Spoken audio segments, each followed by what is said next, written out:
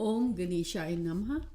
फागुन कृष्ण गणेश चतुर्थी व्रत कथा। पार्वती जी पूछती हैं, हे लंबोदर, हे गजानन, फागुन कृष्ण गणेश चतुर्थी को कौन से गणपति जी की पूजा करनी चाहिए। गणेश जी ने कहा, हे माते, फागुन गणेश चतुर्थी को हैरम नाम से गणेश जी की पूजा करनी चाहिए। इस दिन खीर में कनेर का पुष्प मिलाकर हवन करना चाहिए तथा भोजन में घी और चीनी लें। इस बारे में मैं पहले समय की एक कथा सुनाता हूँ। युधिष्ठिर के प्रश्न के उत्तर में जो श्री कृष्ण जी ने कहा था। श्री कृष्ण जी ने कहा, पुराने समय में युनाशव नाम के एक राजा हुए थे। वे बहुत ही उदार और धर्मात्मा और देवताओं की पूजा करने वाले थे। उनके राज्य में विष्णु शर्मा नाम के एक विद्वान ब्राह्मण रहते थे।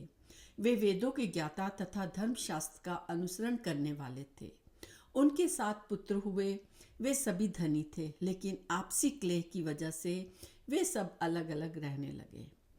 उनके पिता हर एक पुत्र के घर क्रमशः एक एक दिन भोजन करने जाते थे। धीरे धीरे वे बहुत ही वृद्ध और दुर्बल हो गए।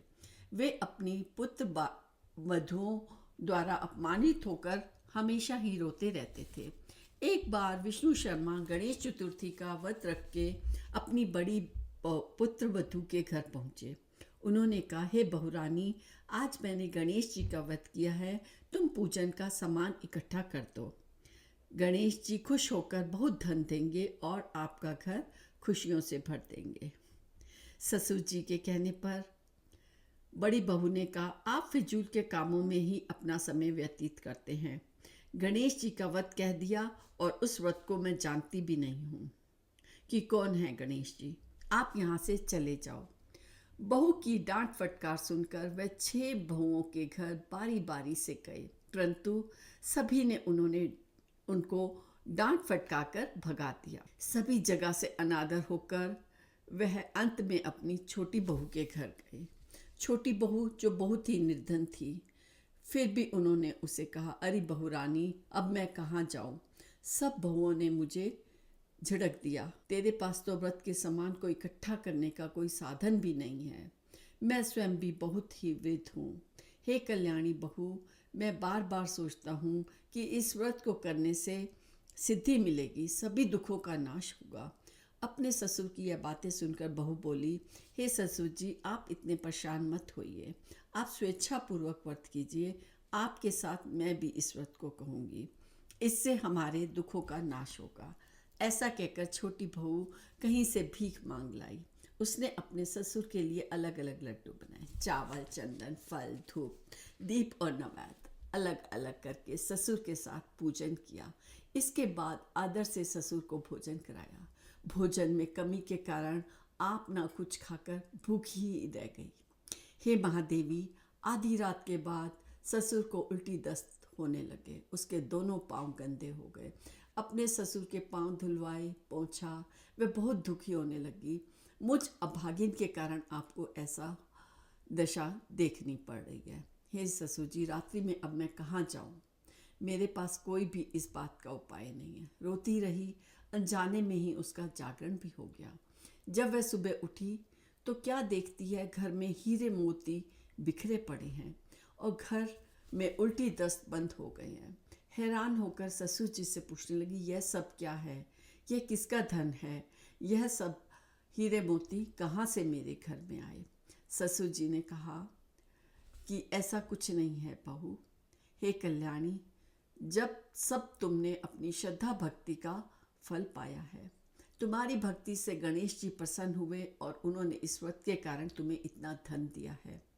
बहू कहने लगी, ससुर जी, आपकी कृपावश गणेश जी प्रसन्न हुए हैं।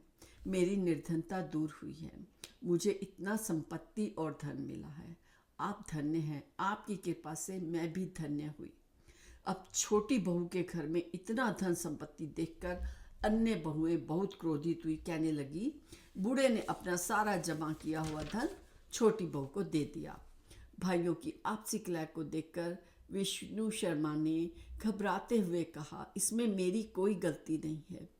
छोटी बहू को केवल इस व्रत के कारण ही गणेश जी ने प्रसन्न होकर यह सब धन संपत्ति दी है। हे बहुओं, मैंने पहले तुम्हारे घर जाकर इस व्रत को करने के लिए कहा था, परंतु मुझे दुत्कार कर आप सबने भगा दिया। छोटी बहू तो भीख मांगकर इस व्रत को करने के लिए भी तैयार थी और उसने ऐसा ही किया। इस व्रत से गणेश जी प्रसन्न हुए और अपार संपत्ति प्रदान की। गणेश जी कहते हैं, हे माता, उस ब्राह्मण के 6 बेटे गरीब, रोगी और दुखी हो गए, सिर्फ छोटा बेटा ही धनवान बना। ये 6 परस्पर बारी बारी करते हुए फागुन कृष्ण गणेश चतुर्थी का भी व्रत करने लगे। इसके फलस्वरूप भी उन्हें समय के अनुसार कुछ कुछ धन की प्राप्ति हुई। इस तरह जो लोग इस व्रत को करेंगे उनका घर धन धान्य से पूर्ण रहेगा।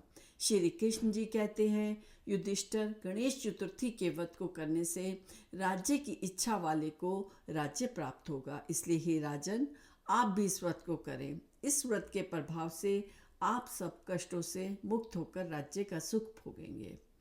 कृष्ण जी की यह कथा सुनकर युधिष्ठिर प्रसन्न हुए और इस व्रत को करके गणेश जी की कृपा से अखंड राज्य के अधिकारी हुए। इस प्रकार गणेश चतुर्थी फागुन मास की कथा मैं यहीं समाप्त करती हूँ। ओम गणेशाय नमः।